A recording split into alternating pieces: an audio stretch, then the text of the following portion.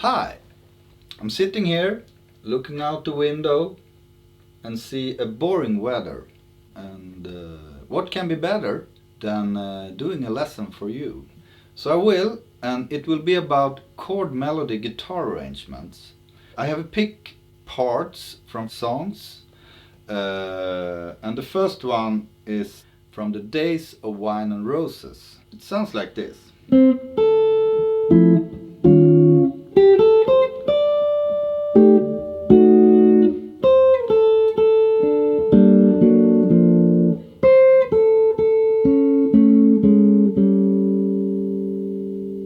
Alright, you have the melody and you have the chords. In this particular arrangement I have the melody here and I answer the melody with the chords, the F major 7 to E flatted 9 chord. And it's like if you have heard big bands playing, you can think that the trumpets playing the melody and the saxophone and trombones answer the melody with the chords like that.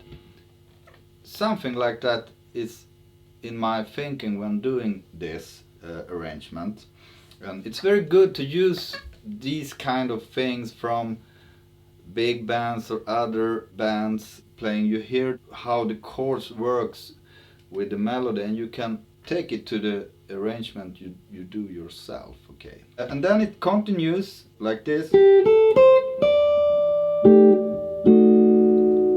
So the melody here on top and the chords are A minor 7 flatted 5 to D7 flatted 9. And when the voicings to these are quite near each other, I'm just going from G to F sharp. The G is the minor 7th tone to the A minor 7 flatted 5 chord to the major 3rd in the D7 chord. And in my opinion it's good to do that. You can do it like this, but the stems will be quite nice when doing like this. You hear yourself, yes. Then the melody goes, and I'm doing a thing here, a chromatic line from the root major 7 to the minor 7 tone in the G minor chord that comes here. Sounds good. Chromatics is very good to use in this kind of arrangement. And it comes again here. And it's to the B flatted minor chord and the E flatted 9 chord. And I see this B flatted minor chord as I hear very much of the major 7th tone and the 6th tone. So I start this chromatic line from the major 7th tone to the minor 7th tone and land on the major 3rd to the E flatted 9 chord. And you hear the tone here, the A tone, that's the raised 11 tone to the E flatted 9 chord. So fits very well in my ears, okay? So I use the rhythm and chromatic tones here in this part of this arrangement. So next tune I will show a part from a tune is Misty. It sounds like this. 3, 4.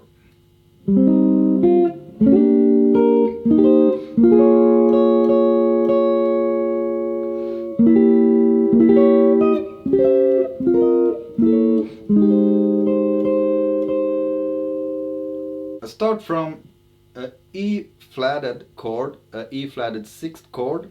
It's the major 3rd, the 6th and the root, and I just follow the chord and the mode to the chord here. So the melody goes up to the 9th and the 3rd, and here still the E flatted major chord and the perfect 5th in the melody, and here is when you take the E flatted tone in the bass,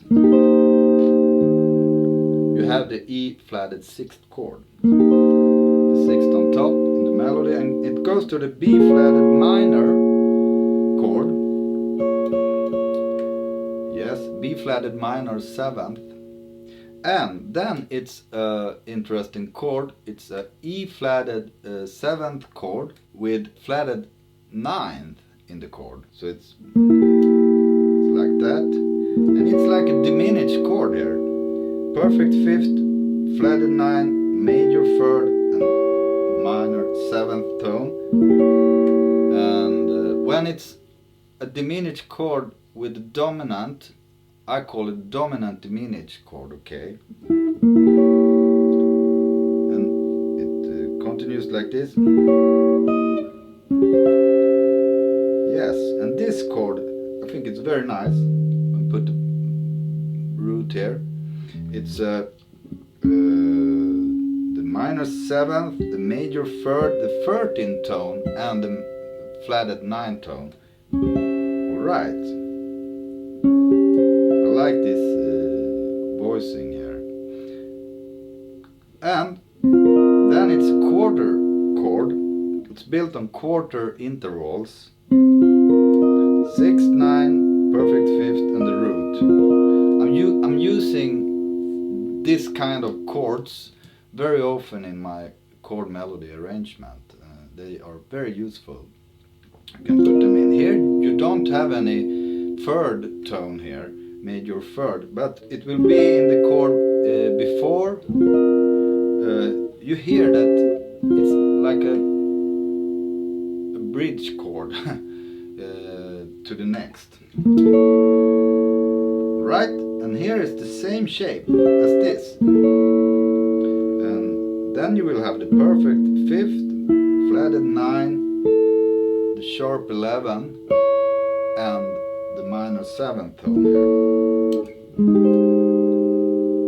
It goes to the A flatted major 7 chord here. So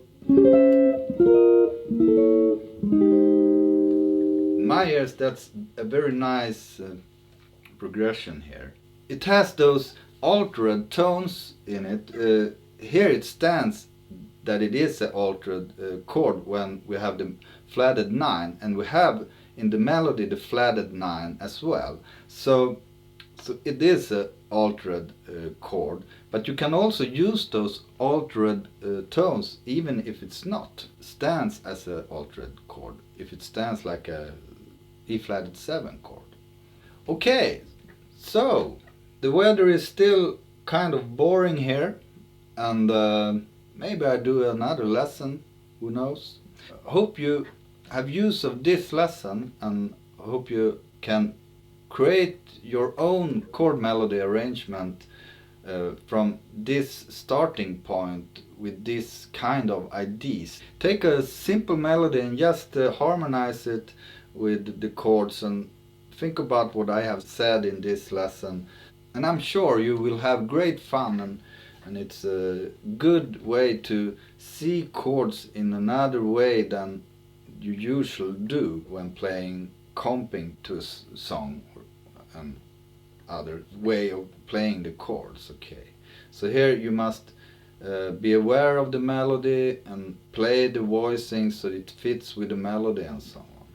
So thank you for watching, and have a great time. Till next time.